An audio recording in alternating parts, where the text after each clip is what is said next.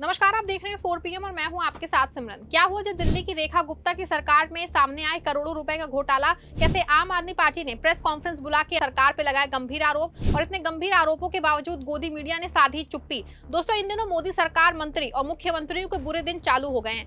कहीं किसी मुख्यमंत्री पे जमीन घोटाला करने का आरोप लगता है तो किसी मंत्री पे अपने ही विभाग की सारी सब्सिडी के पैसे डकारने का आरोप लग रहा है। और अब लिस्ट में दिल्ली की मुख्यमंत्री रेखा गुप्ता का नाम भी जुड़ गया है, जिनकी सरकार के स्वास्थ्य विभाग में दवाओं और उपकरणों की खरीद में लगभग 700 करोड़ का बड़ा घोटाला सामने आया है, जिसमें सरकारी अस्पतालों के लिए सामान अत्यधिक बढ़े हुए दामों पर खरीदे गए हैं। इस मामले में नियमों का उल्लंघन करके टेंडर प्रक्रिया में हेरफेर की गई है और अहम फाइलें भी गायब पाई गई हैं, जिसकी जांच अब एसीबी और ईडी कर रही है। वहीं इस मामले में अब 2 लोगों की भी गिरफ्तारी कर ली गई है। उधर आम आदमी पार्टी ने भी इस मामले को लेकर एक प्रेस कॉन्फ्रेंस बुलाई है, जिसमें पार्टी नेता सौरभ भारद्वाज ने कई बड़े खुलासे किए हैं। अब सोचिए, इतना सब हो रहा है लेकिन गोदी मीडिया में सन्नाटा छाया हुआ है। कहीं भी कोई चर्चा करने के लिए तैयार ही नहीं है। इसको लेकर आप सांसद संजय सिंह ने हमला बोला है। तो इस घोटाले में ऐसा क्या है जिसको लेकर रेखा गुप्ता की सरकार बुरी तरह से घिरी हुई है और आम आदमी ने क्या कुछ आरोप लगाए हैं, सब कुछ बताने वाले हैं आपको। दोस्तों, दिल्ली में सरकारी अस्पतालों की दवाओं, सर्जिकल सामान और मेडिकल उपकरणों की खरीद से जुड़ा कथित घोटाला अब राजनीतिक मुद्दा बन चुका है। एंटी करप्शन ब्रांच द्वारा की जा रही जांच में कई ऐसे तथ्य सामने आए हैं, जिसके बाद विपक्षी दल आम आदमी पार्टी ने रेखा गुप्ता सरकार को घेरना शुरू कर दिया है।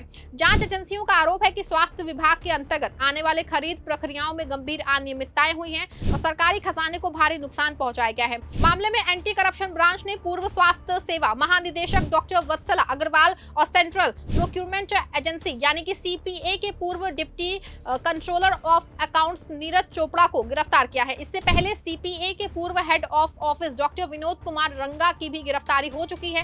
जांच एजेंसियों का कहना है कि सरकारी अस्पतालों के लिए खरीदे गए कई सामान बाजार मूल्य से कई गुना अधिक कीमत पे खरीदे गए थे। कि इंडियन एक्सप्रेस में छपी इस रिपोर्ट के मुताबिक जांच में सामने आया है कि कुछ मेडिकल उपकरणों और जरूरी स्वास्थ्य सामग्री की खरीद में कीमतों को असामान्य रूप से बढ़ाया गया है। आरोप है कि पोर्टेबल एक्सरे मशीनें, जिनकी बाजार कीमत लगभग 10 लाख रुपए थी, उन्हें तकरीबन 33 लाख रुपए प्रति मशीन के हिसाब से खरीदा गया है। इसी तरह अस्पतालों में इस्तेमाल होने वाली बेडशीट और लिनेन, जिनकी कीमत लगभग 150 रुपए बताई जाती है, उन्हें तकरीबन 450 रुपए प्रति पीस के हिसाब से खरीदा गया है। इसके अलावा ORS के पैकेट भी बाजार कीमत से कई गुना अधिक दाम पे खरीदे जाने के आरोप लगे हैं। जांच अधिकारियों के अनुसार ये सिर्फ बढ़े हुए बिलों का सामान नहीं है, बल्कि पूरी खरीद प्रक्रिया पे सवाल खड़े हुए हैं। आरोप है कि टेंडर प्रक्रिया में नियमों का पालन नहीं किया गया है और कुछ कंपनियों को फायदा पहुंचाने के लिए शर्तें इस प्रकार बनाई गई हैं कि प्रतिस्पर्धा सीमित हो जाए। कई मामलों में खरीद से संबंधित दस्तावेज और फाइलें भी उपलब्ध नहीं मिली। जब सतर्कता विभाग ने रिकॉर्ड मांगा तो कई महत्वपूर्ण फाइलें गायब पाई गई हैं, जिसमें संदेह और गहरा गया है। बताया जा रहा है कि कई महीने में सतर्कता विभाग ने केंद्रीय खरीद एजेंसी के कार्यालय पर छापेमारी की थी। इसी कार्रवाई के दौरान कथित अनियमितताओं की शुरुआती प्रमाण मिले हैं, जिसके बाद 2 जून को भ्रष्टाचार निवारण अधिनियम के तहत एफआईआर दर्ज की गई है और जांच का दायरा बढ़ाया गया है। एसीबी का मानना है कि इस पूरे मामले में कई अधिकारी और निजी कंपनियां शामिल हो सकती हैं। जांच एजेंसियों का दावा है कि कुछ टेंडरों में पूरी प्रक्रिया असामान्य रूप से तेजी से पूरी की गई है। आरोप है कि मंजूरी, वित्तीय बोली और खरीद आदेश जैसी महत्वपूर्ण प्रक्रिया बेहद कम समय में पूरी कर दी गई। इससे यह सवाल उठ रहा है कि क्या पूरी प्रक्रिया पहले से तय थी और क्या कुछ कंपनियों को विशेष लाभ पहुंचाने के लिए सरकारी नियमों को नजरअंदाज किया गया। अब इसी बीच आम आदमी पार्टी ने इस मुद्दे को लेकर प्रेस कॉन्फ्रेंस की और भाजपा सरकार पे काफी गंभीर आरोप भी लगाए हैं। पार्टी नेता सौरभ भारद्वाज ने दावा किया है कि स्वास्थ्य विभाग में बड़े स्तर पर भ्रष्टाचार हुआ है और जनता के टैक्स के पैसों की लूट की गई है।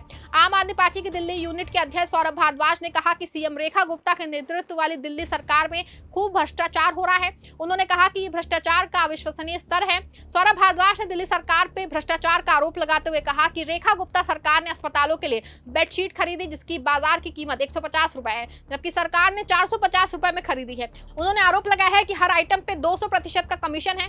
आप नेता ने कहा कि सरकार ने दिल्ली के सरकारी अस्पतालों के लिए लगभग 16.5 लाख बेडशीट खरीदी, जबकि वहां कुल 15.5 हजार बेड थे। इसका मतलब है कि 200 बेड वाले अस्पताल के लिए उन्होंने 20,000 बेडशीट खरीदी और सचमुच अस्पतालों के प्रमुखों को 20,000 बेडशीट लेने और उन्हें अपने अस्पताल में स्टोर करने के लिए मजबूर किया। दिल्ली सरकार का दवा घोटाला, जिसको एसीबी द्वारा ही अलग अलग माध्यम से प्रचारित किया गया और जिसे करीब 650 करोड़ रुपए का घोटाला बताया जा रहा है। उस घोटाले की एफआईआर आज मैं आपके सामने लेके आया हूं। ये एफआईआर है 2 जून 2026 की। इस एफआईआर के अंदर पूरी की पूरी जो एफआईआर है एक किरदार के इर्द गिर्द घूम रही है और वो किरदार एक लाइजनर है, या ये कह सकते हैं एक पूरा का पूरा हेल्थ कार्टेल चलाने वाला एक प्राइवेट आदमी है जिसका नाम है राजीव रंगीला। जो लोग दिल्ली की हेल्थ को आने पिछले 20-25 साल से कवर करते रहे होंगे वो इस नाम को जानते हैं। इसका नाम है राजीव रंगीला। इस राजीव रंगीला के बारे में कहा गया है कि ये पूरा का पूरा ये जो दवाइयों का, इक्विपमेंट्स का हेल्थ घोटाला, हेल्थ स्कैम हुआ, वो इसने सरकार के साथ मिलके किया और सरकार को करोड़ों रुपए का चूना लगाया। इसके अंदर एक मोडस ऑपरेंडी एफआईआर के अंदर बताई गई है। ये आदमी किसी भी इक्विपमेंट की परचेज हो, दवाइयों की परचेज हो, बेडशीट्स की परचेज हो, सारी की सारी परचेजेस जो होती थी, टेंडर कोई भी निकले, मिलता राजीव रंगीला की कंपनी को ही था।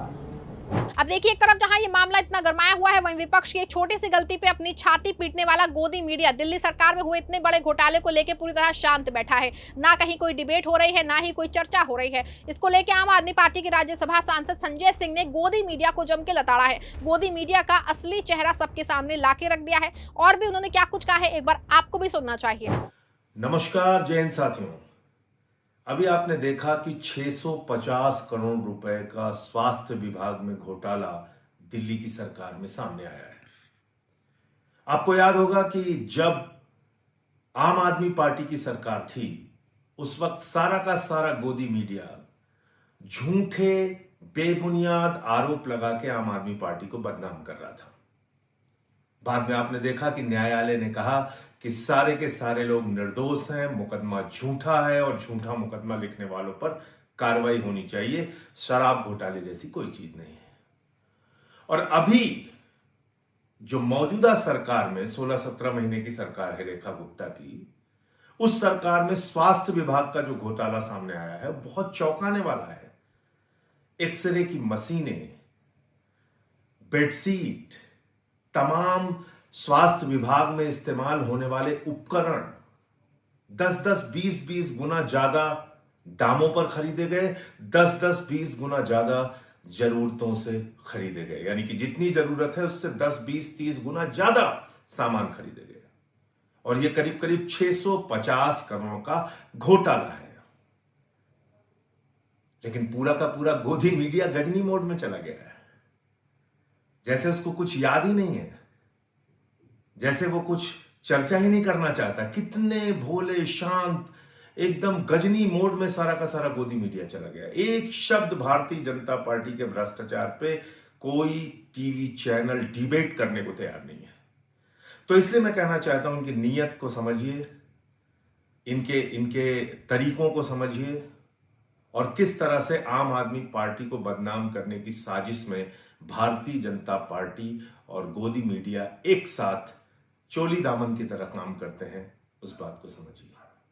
मैं फिर से अपील करता हूं, ये 650 करोड़ का घोटाला है और अगर गोदी मीडिया इसको नहीं पहुंचाना चाहता लोगों तक तो आप वीडियो बनाइए, आप इसके सारे तथ्य और प्रमाण लेकर सामने बैठिए और इसको लोगों तक पहुंचाइए, पर्चे के माध्यम से, वीडियोस के माध्यम से, जैसे भी आप इस बात को पहुंचा सकते हैं पहुंचाइए कि 16-17 महीने की सरकार में भ्रष्टाचार के सारे रिकॉर्ड रेखा गुप्ता की सरकार ने तोड़ दिए हैं। जय हिंद। अब देखिए, भले ही गोदी मीडिया में इस मामले को लेकर सन्नाटा छाया हुआ है, लेकिन मामले की गंभीरता को देखते हुए ईडी ने भी जांच शुरू कर दी है। ईडी इस बात की पड़ताल कर रही है कि कथित घोटाले से जुड़े पैसों का प्रवाह कहां हुआ है और क्या इसमें धन शोधन के महत्व तत्व जो है वो मौजूद हैं। जांच एजेंसियां खरीद प्रक्रिया से जुड़े दस्तावेजों, भुगतान रिकॉर्ड और ठेके हासिल करने वाली कंपनियों की भूमिका की जांच कर रही है। वहीं एसीबी के शुरुआती अनुमान के अनुसार इस कथित घोटाले का आंकड़ा 350 करोड़ रुपए से लेकर लगभग 700 करोड़ रुपए तक हो सकता है। हालांकि अंतिम आंकड़ा जांच पूरी होने के बाद ही सामने आएगा। फिलहाल जांच जारी है और एजेंसियों का कहना है कि आने वाले दिनों में और भी बड़े खुलासे हो सकते हैं। अब इस पूरे मामले ने दिल्ली की राजनीति को गरमा दिया है। एक तरफ जांच एजेंसियां कथित अनियमितताओं की परतें खोल रही है, दूसरी तरफ विपक्ष सरकार पर जवाब देने का दबाव बना रही है। ऐसे में सबकी नजर इस बात पर टिकी है कि आखिर जांच किस निष्कर्ष तक पहुंचती है और क्या इस मामले में और बड़े नाम भी आ सकते हैं या फिर नहीं आने वाले हैं। इस पूरे मामले को लेकर दोस्तों आप क्या सोचते हैं, आपकी क्या राय है, कमेंट में जरूर बताइएगा। वीडियो को लाइक और शेयर भी जरूर करिएगा।